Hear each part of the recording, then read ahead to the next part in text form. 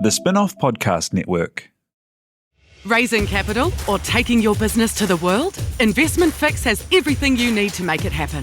This season, we're exploring the US market, the opportunities it offers, what it takes to grow a business there, and the best way to approach investors. The Investment Fix podcast. Tune in today. The Fold is brought to you by oOh!media, making brands unmissable and public spaces better across Aotearoa.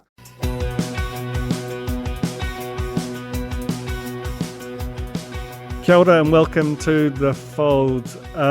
This week I have Cameron Harland on the show, and in some ways it's a long time coming. 6 months he's been in the role, but I've been fascinated by New Zealand On Air as an institution for maybe 15 years. Whenever I sort of started to have some shape of it in my head, and I've been writing about it since I was a music journalist, and honestly, probably, I've learned about the organisation by writing things about it and often getting them wrong and mischaracterising them. That's an ugly truth of journalism, is that sometimes that's how it works. But I find them as an agency super fascinating. That just even the model, that sort of decentralised model of having anyone make bids to make things to serve an audience. You know, it's a legacy of that fourth Labour government with all of the radical change they did. From sort of inflation targeted interest rates to ACC to, that's a whole other geeky strand. But fundamentally, New Zealand On Air as a model is near unique internationally. I actually think, as much as it worked reasonably well for its first 25, 30 years, it's even more well designed for a moment like this. Not that it necessarily means it's done the job well, but I don't, or always done the job well.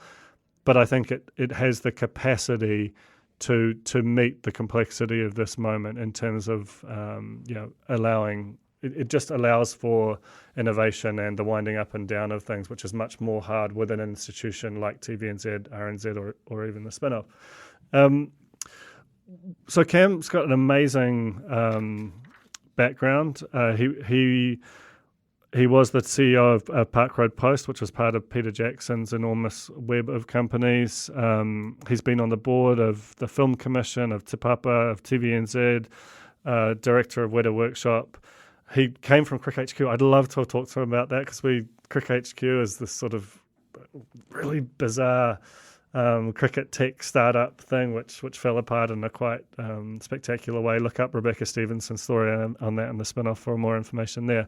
But basically he's got an amazing CV, and I've only spoken to him 2 or 3 times before today, but really thoughtful person, very well intentioned, seemed to mesh very well with Amy Mills and her team in terms of people who are willing to go and walk into this very difficult moment as far as the splintering of audiences goes, and have those hard, intellectually taxing discussions and ultimately, probably make some pretty difficult decisions out the back of it. So we talked about the Where the Audiences Are survey, which I discussed a couple of weeks back. We talked about the challenges around meeting diverse audiences, both youth particularly, but also Asian, Pacifica, Māori, New Zealanders, and how honestly all platforms, us included, aren't necessarily doing what we need to there, and what New Zealand On Air's role in all that is. Talked about the challenges of operating and through COVID-19 and starting a job and 4 days later going into lockdown. Anyway, there's a lot in it. I had a lot of fun, and enjoy this episode of The Fold with Cameron Harland.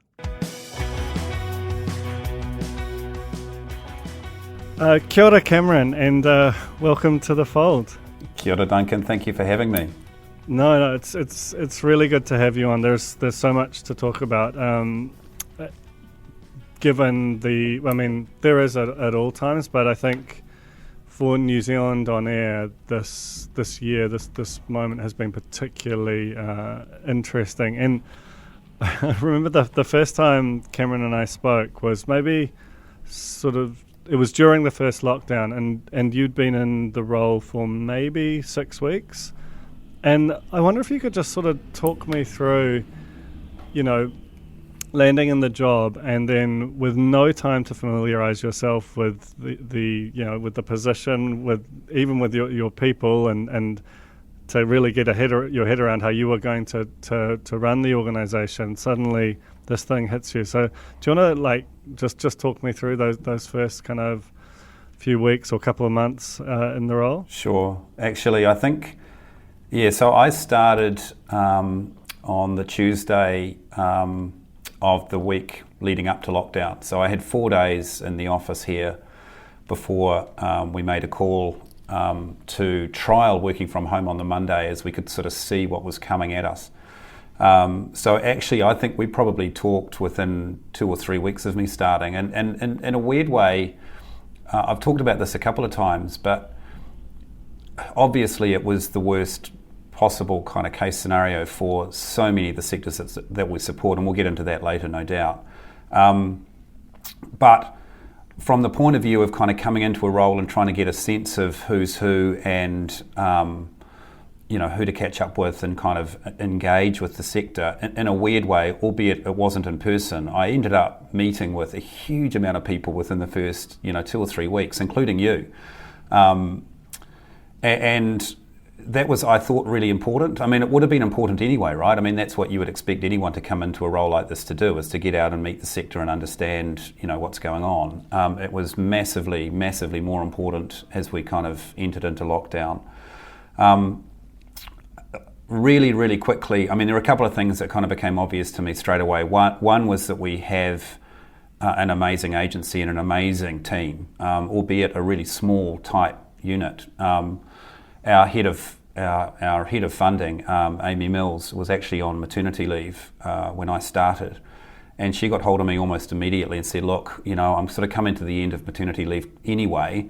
My brain's kind of ready to kind of do some other things." But actually, for me, more sort of stunning was simply the fact that she said, "Hey, I'll put my hand up and help. What do you need?" And she sort of immediately took on a role just sort of helping us navigate the kind of the COVID pressures that people were dealing with, while the rest of the team just kind of concentrated on the sort of the business as usual funding round stuff that again the sector said they really wanted from us. So on the one hand, we had a sector that were really fearful and concerned about what was coming for them. On the other, I think they were saying, please give us sort of hope and the confidence that what you do all the time will continue to be done. So we were in the middle of a pretty standard funding round when all of this hit. We, as you I think know, decided to go out with a sort of a COVID rapid response RFP as well.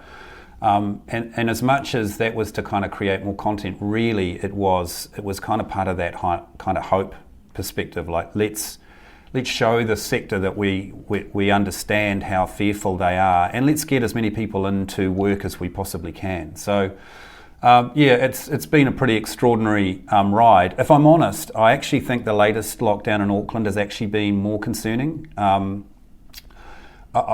think we got around the sector.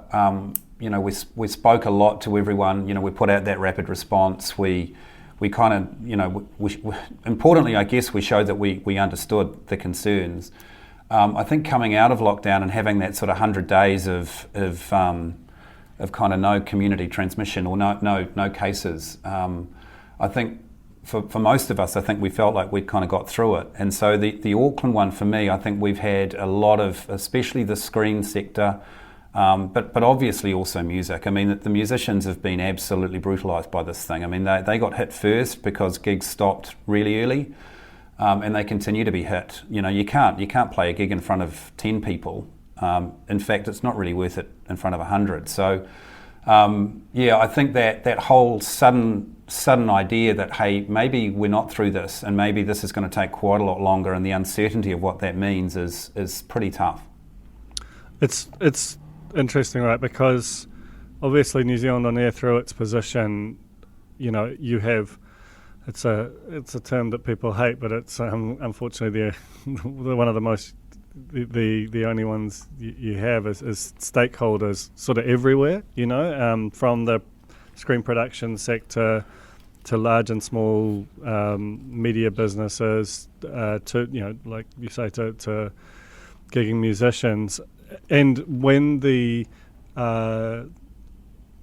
sort of the big economic story of COVID-19 has the emphasis has been, and understandably so, on tourism and education, just as just vast multi-billion-dollar sectors, but that also describes the sort of screen production sector and the media more broadly, depending on which definition you use.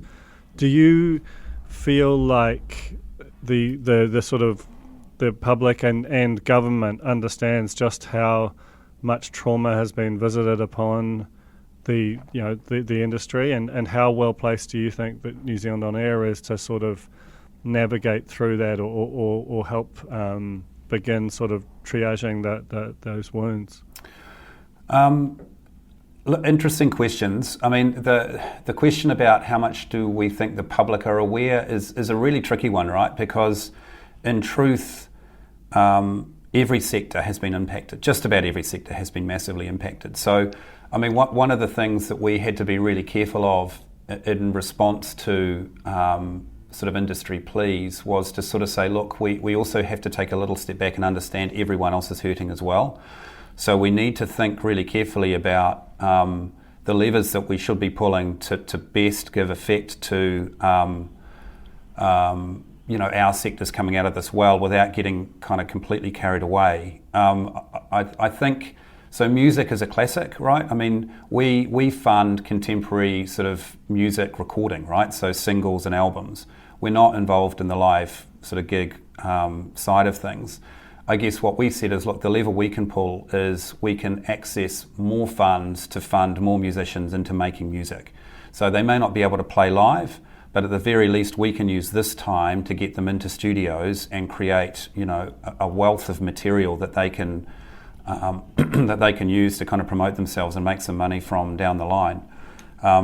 The screen sector, again, we're hearing that double-edged sword thing, right? So the screen sector in lockdown, of course, no one can make anything. When we started to come out of those alert levels, though, I think a lot of the screen sector folk were saying, "Hey, we've got a bit of an interesting opportunity here. We're one of the only places in the world that can tangibly make quality content. So why don't we try and leverage that and see if we can kind of get some funds to make more." Which again is sort of come through the COVID response. We have received funding for sort of higher end sort of premium drama and feature films. So look, yeah, I mean one of the important things I said early on and continue to is that we are in Wellington, which is sort of like sometimes a good thing and a bad thing, because a lot of the activity is done outside of Wellington, of course. But the fact is we are able to access, ministries, ministers. We are able to kind of engage on behalf of our sector in a really meaningful way. And I think we did. I think we managed to get some really good packages of support from the government. I mean, we talk about music. I mean, we had our music budget doubled.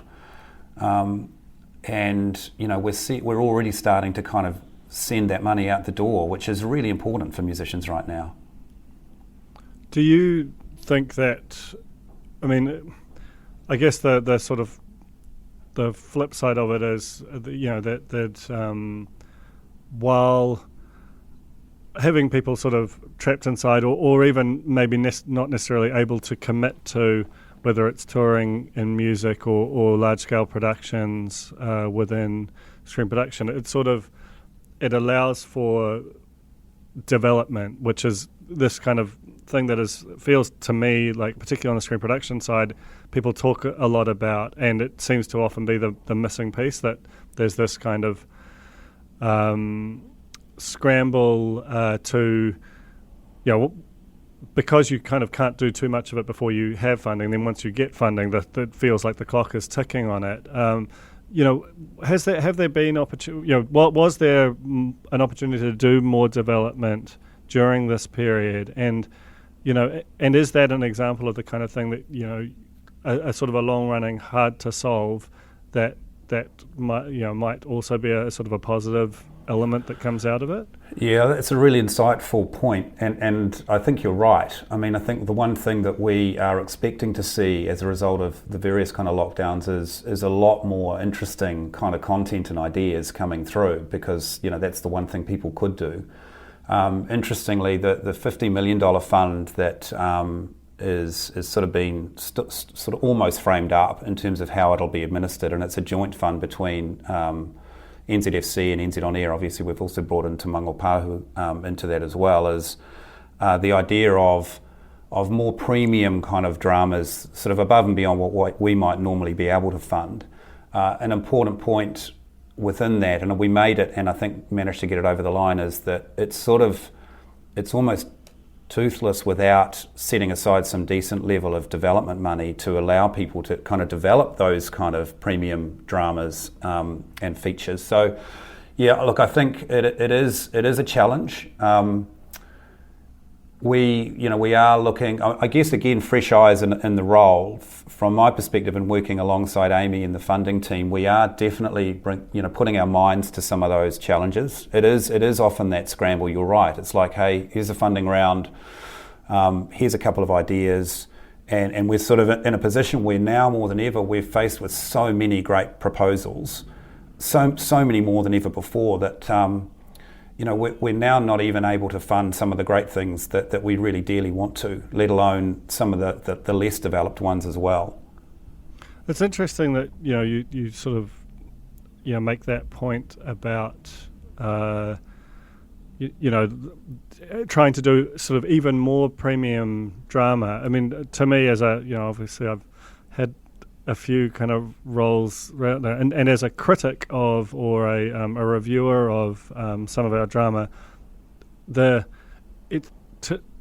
be honest, like the thing that it's suffered from, to my mind, has been the writing and the concepting. It hasn't really been necessarily been the acting or the cinematography, so or any of those elements. Like they look and feel somewhere between good enough and exceptional at times, but it is that sort of that sense of a person or a group of people having that time to really sweat something to kind of take it from good or to great or adequate to very good at times.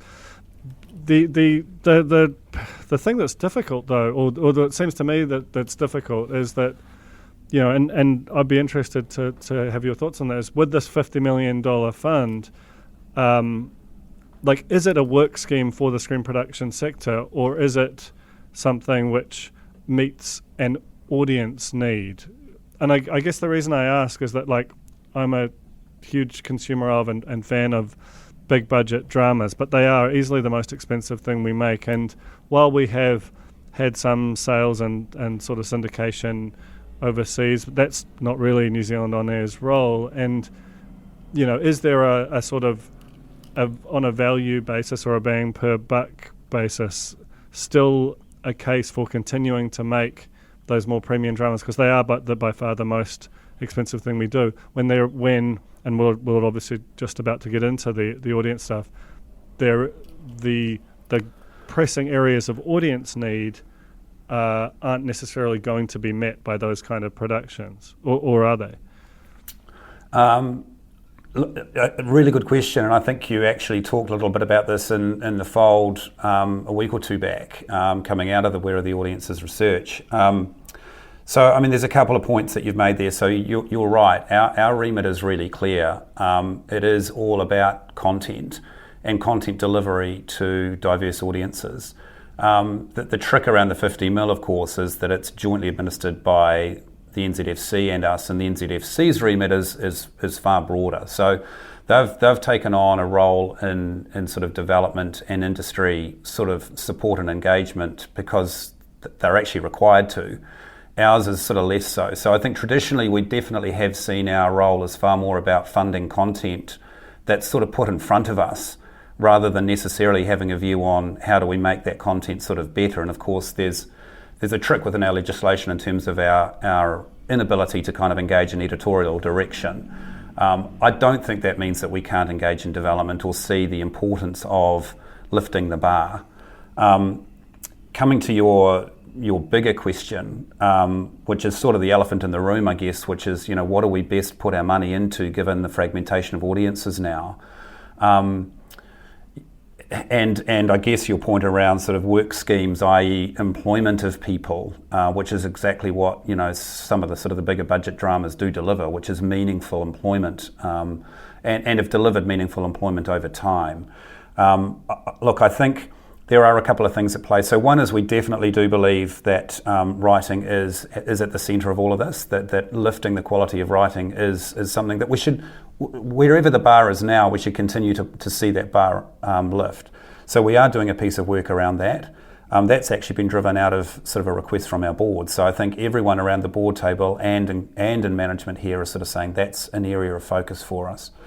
The bigger question about do we continue to fund these big premium dramas given fragmentation of audience? I guess right now our view is we need to continue to assess the data. We really, and I guess we need to continue to kind of take a view that we're here to deliver as much varied content as we can, and there is a place for these large screen large premium dramas, especially when you see, One Lane Bridge, obviously it screened through lockdown, but the ratings for that show were through the roof.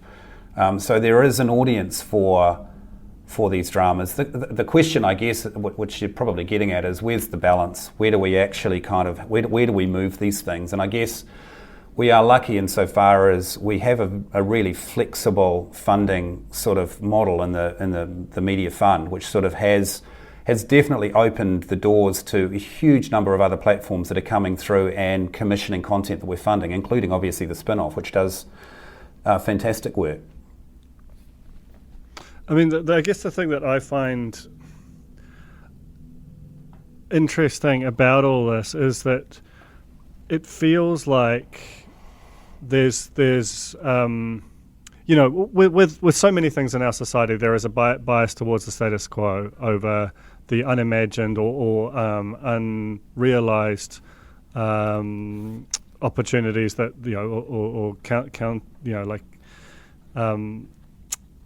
what else? The opportunity costs of continuing to do something versus tearing it up and doing something new. And there's also a tremendous risk in doing that, both in terms of people whose lives and livelihoods and kind of consumption habits would be disrupted. But I think every time we continue to operate in a particular way, there are sort of, I always kind of envisage these sort of, almost ghostly figures of the projects unfunded, the audiences unserved, who just have been locked out. And you lock them out long enough and they'll never be made flesh. They just move out of the creative sector. They just stop consuming New Zealand content.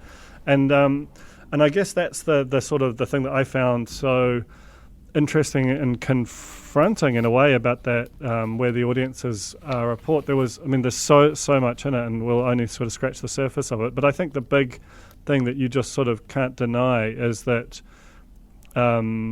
the shift to digital has, it's happening, might be happening right this very hour, where the actual switch over from the traditional sort of platforms to the next one is to the digital platforms is happening. But more to the point is that for younger New Zealanders, and it's not even super young, we're not talking about teenagers necessarily, we're talking about people under sort of 40, 50, 60 even, they are already there, and there is so much in that. They're much harder to serve, but that's also a much more diverse audience. We're talking about Asian New Zealanders, Pacifican New Zealanders, Māori, actually have a more similar consumption pattern to Pākehā in a way, but still, if you look at what the group that are really well served looks like and what the group that are less well served, do you think that the media as a whole and New Zealand On Air as well have done enough, worked hard enough to go and meet the less well served audiences?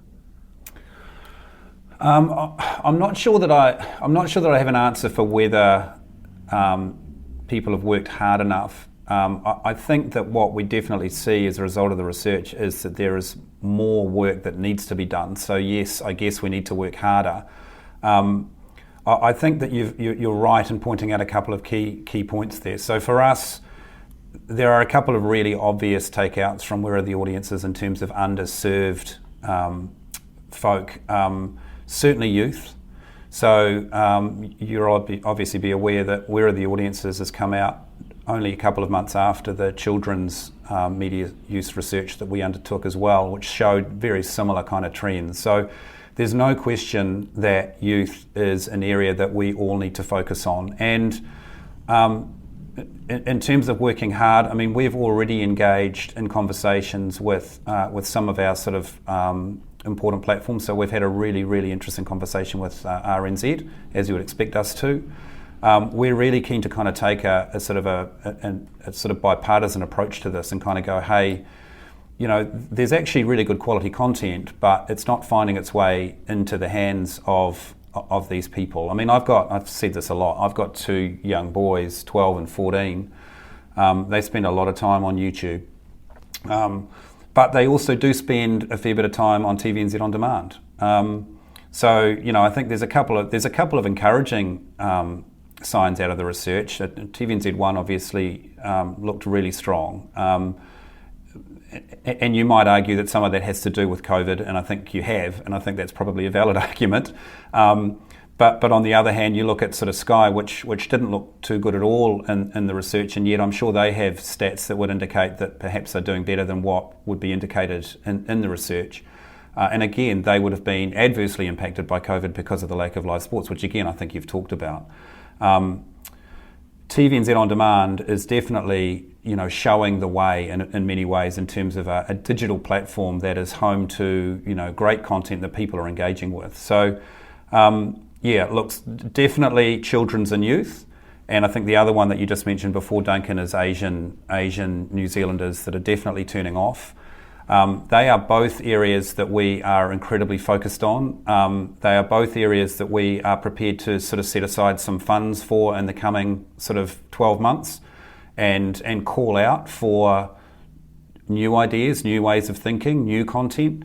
The Asian kind of audience issue for us is something that we are looking to work really closely with the sector. So we've literally got a meeting tomorrow afternoon with the Pan Asian Screen Collective, because any content that's created for those audiences needs to be authentic, right? I mean, it needs to be told in authentic ways with people that are capable of doing good work. So part of this is also, I think, in many ways coming full circle back to your point about development, is actually how do we move this along in a way that's sensible. The Fold is brought to you by oOh!media, making brands unmissable and public spaces better across Aotearoa, with over 4,000 out-of-home advertising sites nationwide across both street furniture and retail centres. I'm super grateful to oOh!media for enabling us to make unmissable connections with Kiwis. Skinny are helping you show how smart you are with the 1Q quiz, an all-new, super challenging and super quick daily quiz built by the Spinoff. Every Monday, Skinny are giving you the chance to prove you're smart with the Skinny Extra Credit question. Get it right, and you'll get the chance to score yourself some Skinny Extra mobile credit, so you can text, call, or even video call your group chat and gloat about how big your brain is. T's and C's apply. I mean, fundamentally, it seems to me that given the complexity of the role that you're being asked to fulfill, the money is not adequate. I mean, I published a story last year that showed the sort of decline in New Zealand on air fund or broadcast funding, whatever you want to call it, over 30 years when you set it against GDP, and the graph looks insane. But that's obviously beyond your remit. I don't even think you're allowed to sort of directly lobby for more funding. Absent more funding, the only real way to kind of do this is to make some really hard decisions. But yet, I think we saw the most graphic example, and we've almost forgotten about this episode because COVID came along almost immediately afterward. But with RNZ Concert and the difficult decision they'd made to kind of move that from its existing frequency, make it basically just shrink it to a far smaller operation and use that resource to put it into youth, and the uproar that came up then. And look, this is ultimately, that's obviously RNZ administer that funding, but RNZ use it operationally, but it is New Zealand On Air funding. Do you believe that? Do you see that those hard decisions? Like let's put aside whether the funding is adequate or whether more might come, because that's a forever guessing game. And one thing that we know from this government and governments historically is that promises made aren't kept there. So let's just assume that we have what we have. Like, do you think that those hard decisions are being made? Because the platform, you're limited in some respects by what your sort of partner platforms can put in front of you. What's your sense there? So firstly, we can, and you're right to say let's kind of shelve it, but just to kind of be clear, we can obviously lobby for more money, and we do. So we, as any decent agency does, we put in a budget bid, pretty much every year that sort of says here's some things that we could do with more money. And in fact, actually, we got a lot of funds through COVID, but actually there was an amount of 25 million over 4 years that was allocated to us in recent sort of months, which was as a result of a budget bid around supporting a lot of the platforms that we fund. So Access Radio, Student Radio, that obviously deliver really meaningful kind of content for diverse audiences, but also support, a lot of the kind of the musicians that we sort of support on the music side. So it's not an impossibility that we, would get further funds. That said, I think in the current economic environment, we probably need to be a little realistic about how much money is likely to be kind of given to us as an increase. So your question about hard decisions, look, I think if we were ever going to, we're in a position where we would now, because we have, a new CEO in the seat. Jane was amazing, I have to say. If a reflection of a CEO is the quality of the people that you inherit when you walk in, then she's pretty amazing, because we've got a great team. But we've got a new CEO, we've got a relatively new head of funding, we've got a chair who really understands the industry. So these kind of hard questions are being asked. The trick is how you get to the answers. And look, it's really interesting that you pointed out the RNZ Concert situation, because in many ways, all RNZ is sort of seeking to do is kind of deliver to their remit, which is supposed to be, broad audiences, and if they perceive that there is a significant chunk of audience that is being missed, then of course that they actually required to think about how they address that. I would say that's exactly the same for us. We're actually legislatively required to deliver to these diverse audiences.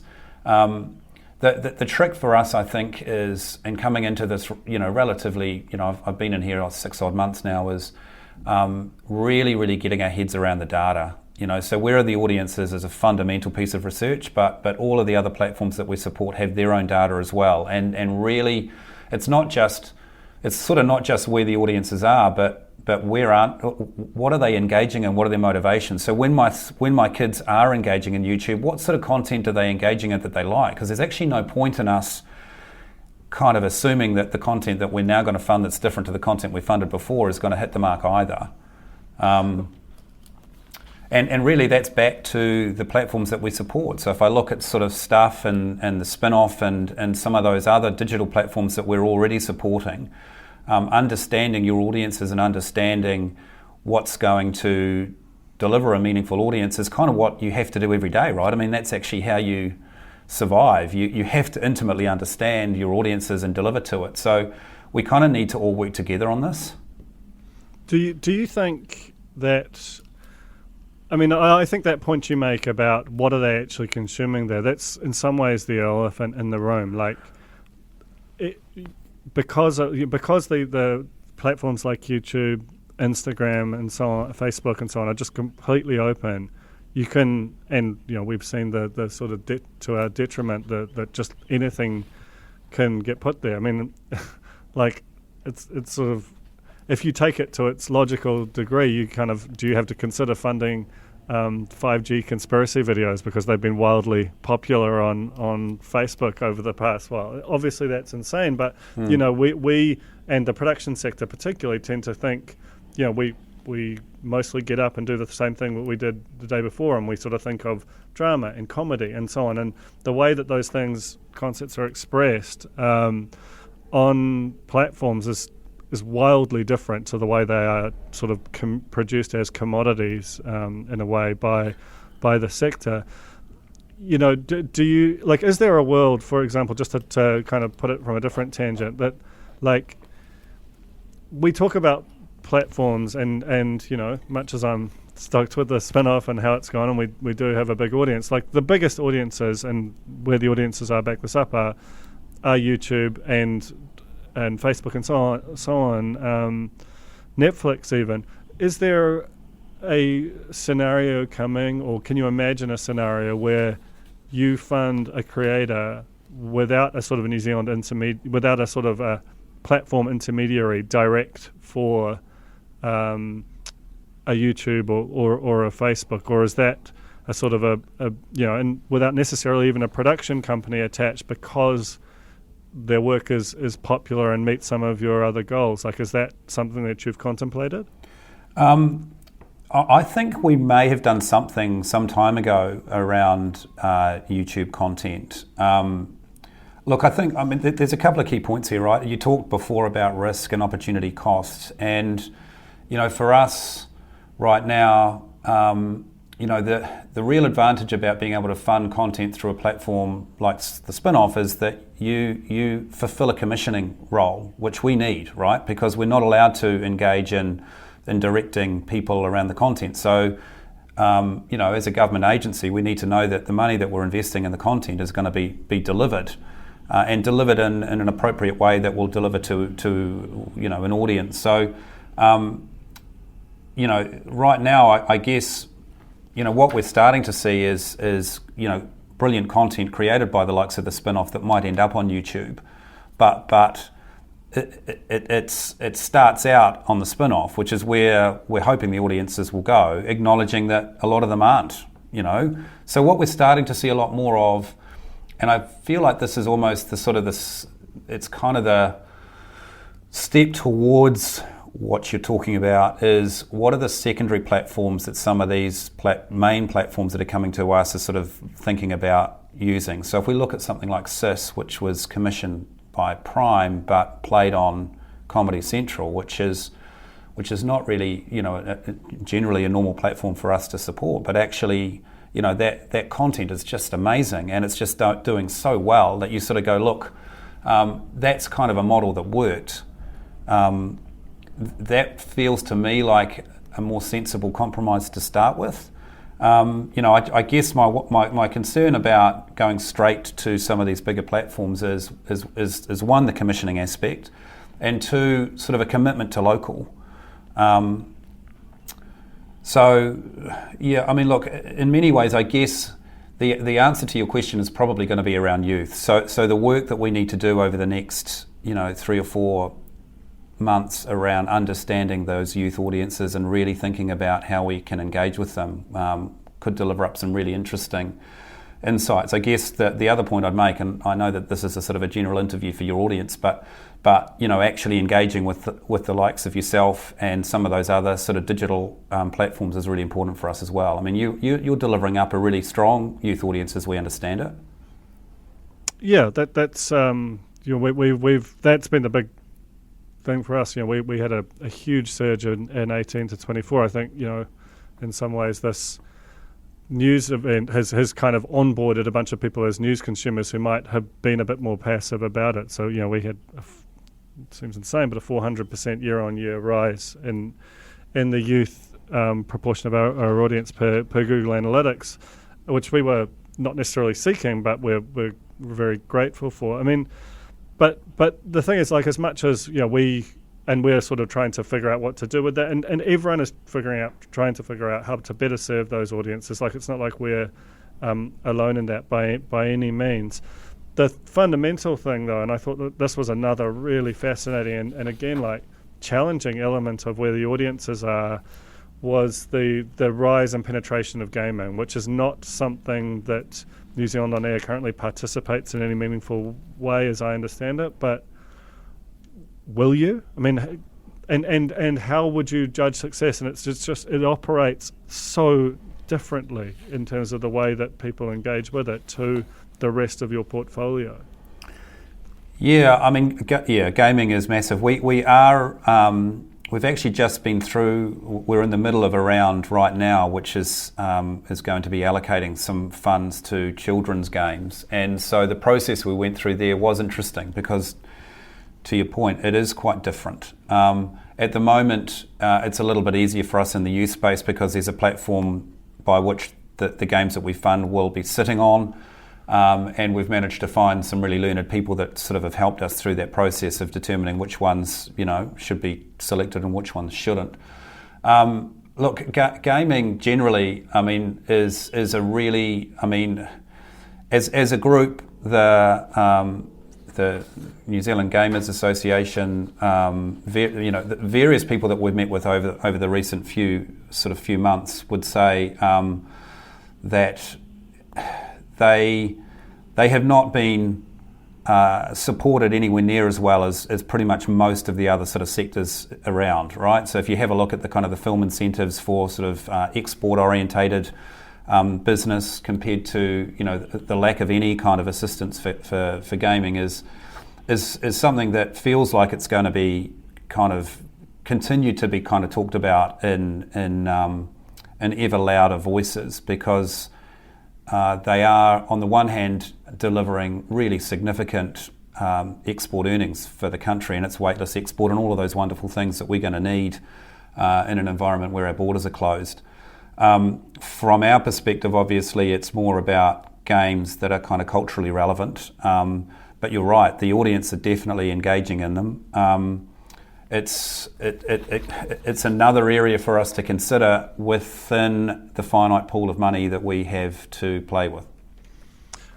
And another area that is a new.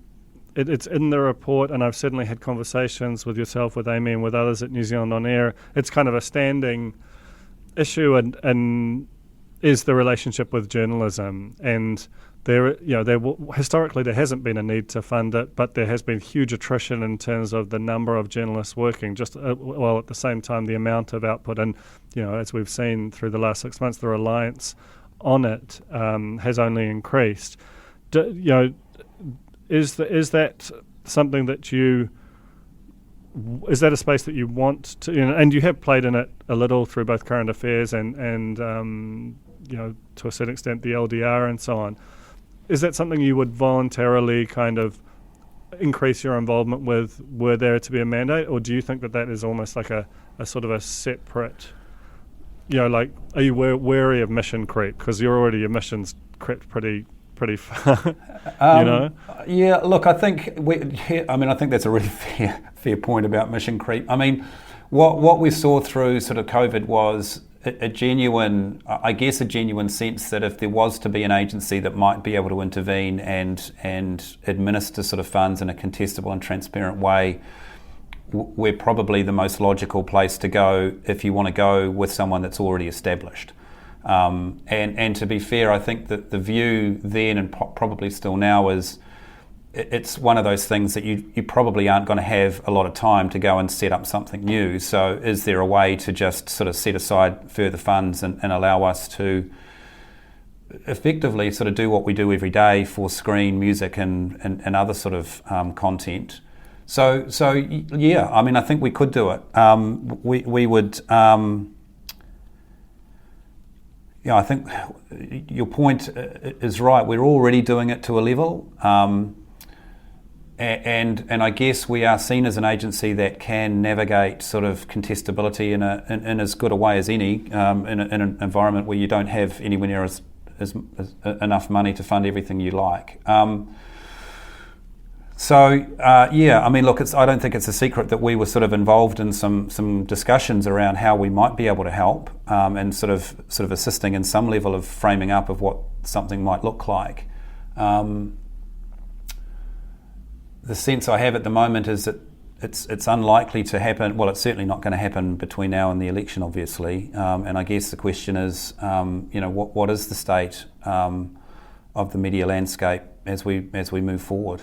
I mean, with these kind of decisions around gaming and journalism, to what extent, and other forms that we haven't talked about potentially, do you sort of voluntarily walk into them, or do you let the sort of data kind of lead you, or is there a sense of it's actually actively dangerous to open a door knowing that inevitably it means taking from another another pie that someone else is relying on elsewhere?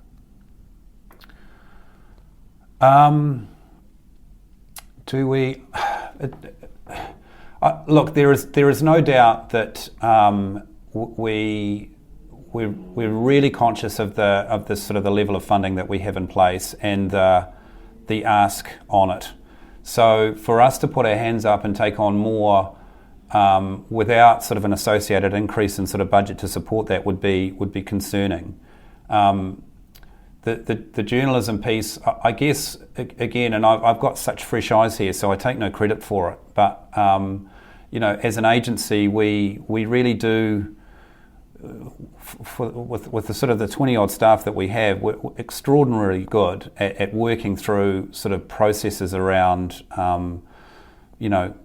contestably comparing and kind of making decisions around funding. So, in many ways, whether it's a game or a piece of journalism content or a piece of screen content, in many ways, I guess we feel like we could pick that up. Obviously, we'd be expected to bring in more sort of resource and skill to ensure that we did that well. Do we walk into the stuff? Well, I guess my view is if you're kind of relatively good at what you do and you're confident in your ability to do these things, then yes, you should be saying we're up for it. At the same time, the day job that we have in here and the challenges that you're already talking about, even if you take journalism off the table and you take gaming off the table, right? If you just look at the stuff we fund now and the challenges we have around youth and a number of those other audiences that we've discussed, and the level of funds that we can put to drama versus factual and various other things, we've got a lot to kind of manage through. But I guess it would be wrong of us to sort of sit here in Wellington and just say, no, we only want to do what we kind of do, or only want to do what we've done for the last 30 years, because actually things are changing. I mean, and ultimately, a lot of this does come back to data, and any regular listener to this podcast knows how excited I get about where the audiences are survey, and the reason is because I consider it a neutral arbiter, because everyone cherry picks their data. Everyone, data providers, I don't think are, there's a reason why you get recruited and retained as a provider, because ultimately you have the ability to help people tell a story that they want told. How has the industry and your sort of stakeholder platforms responded to that piece of research? And obviously it's been going on for a while, but this was a particularly fraught one in a way, both because of the timing and because of what it ultimately, the stories it told. Yeah, I think it's been a bit of a mixed bag this year. I think there are definitely advocates. I would suggest you're probably one of the leading lights for advocacy. But look, I think there's been some pretty obvious kind of comments made, and in fact, you made them on The Fold last week or the week before. So Sky, quite rightly, have sort of said, well, hang on, we didn't have any live sport, and in truth, as I said at the start of the interview, that they will have their own numbers, right? So whether someone watched Sky yesterday or not doesn't actually answer the question as to whether they still have Sky or not. And in truth, during lockdown, I'm sure there were a whole bunch of Sky subscribers that had Sky, just didn't happen to be watching it at the time.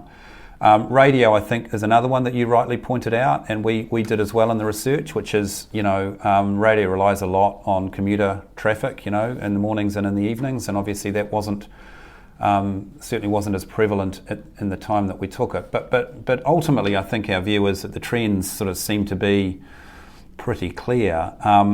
One of the things we have said we would do, though, is we will do this again next year. Obviously, we have no idea what next year will bring either, but in truth, we may just need to accept that the new normal is a level of uncertainty and sort of change. So I guess my view, having looked at it, was, wow, this is moving so quickly that even 2 years just seems way too long. And I know you quite liked the idea of 2 years because you really get a kind of a sense of the changes. But I think the changes are so immense. We should be doing this monthly. I'm obsessed, man. Right. But annually is good. Annually is excellent. Okay. So on that, I'm aware that we're coming towards the end of the time that we have, but the two big state-owned elements of this, who between TVNZ and RNZ, they soak up the largest part of funding, and both are incredibly, they have legacy audiences. They both also completed digital transitions, and both of them certainly are making the case for continuing to be funded. In fact, with RNZ growing the funding, starting to more and more contest the contestable element as well as their allocated funding. Do you think? Let's take RNZ first. Do you think that that it's right that they get a sort of an allocated fund and then participate in the contestable space, particularly given that certainly, and I know that they dispute.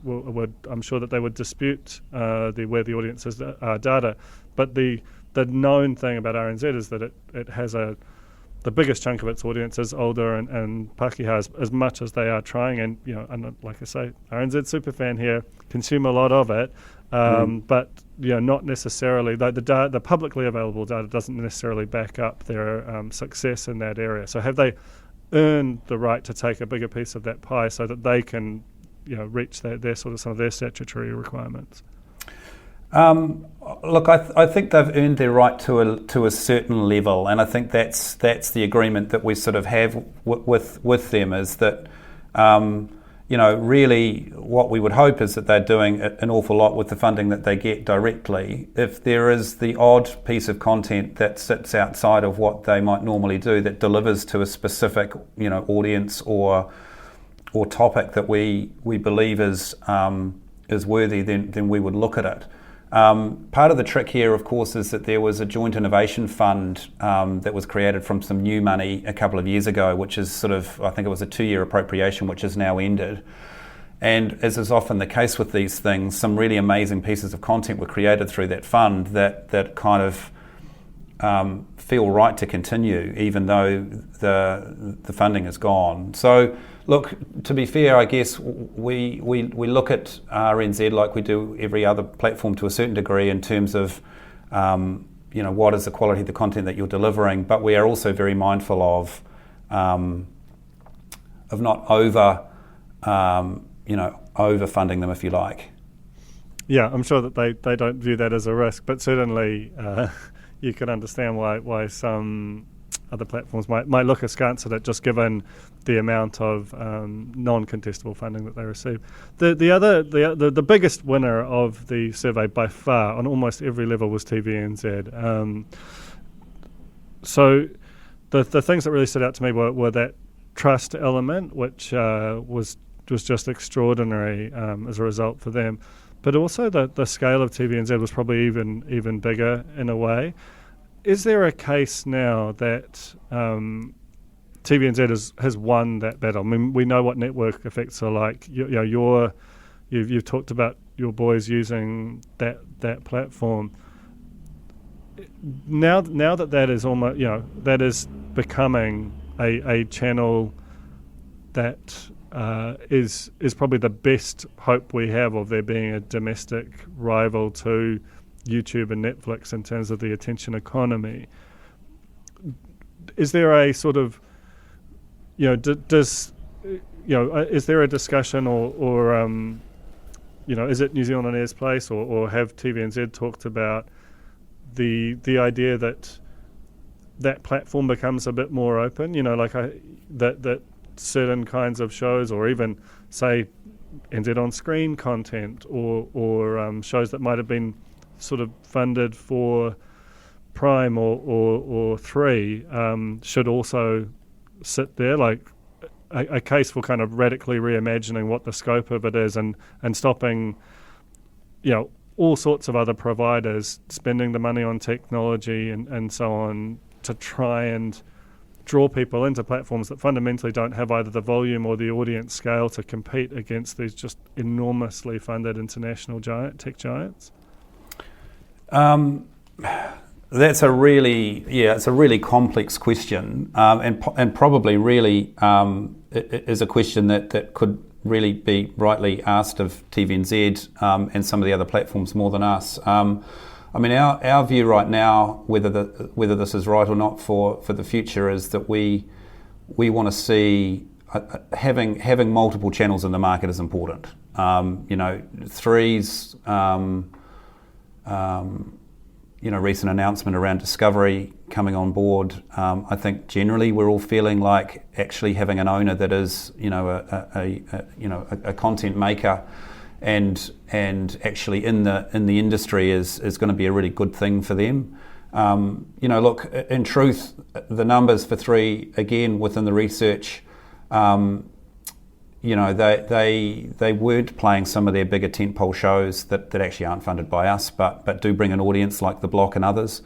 So my view would be that we want to try and maintain a level of kind of linear strength and plurality.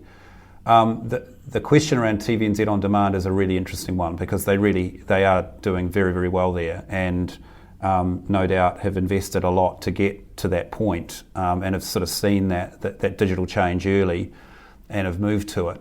Again, I guess it's not really for us to necessarily sort of be involved in whether 3 or Prime or others should be doing something similar. I guess Sky have obviously taken quite a significant kind of digital view as well.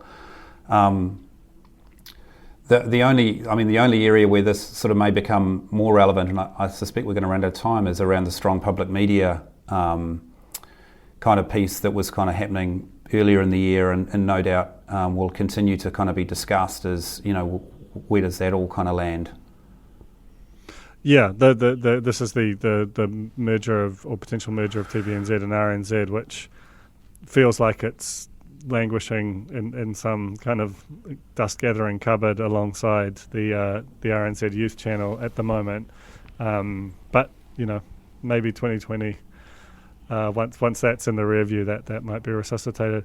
We have run out of time, but thank you so much for coming on the show, Cameron, and congrats on surviving your first 6 months. And hopefully we can have you again sometime when invariably the entire world will have changed radically again. But yeah, thank you so much. So next week then. Exactly. Cool. Cheers. Thanks. Mate. Cheers. That was The Fold, brought to you by our partners at oOh!media, making brands unmissable and public spaces better across Aotearoa. Huge thanks to oOh!media for sponsoring this episode of The Fold and enabling us to make unmissable connections with Kiwis.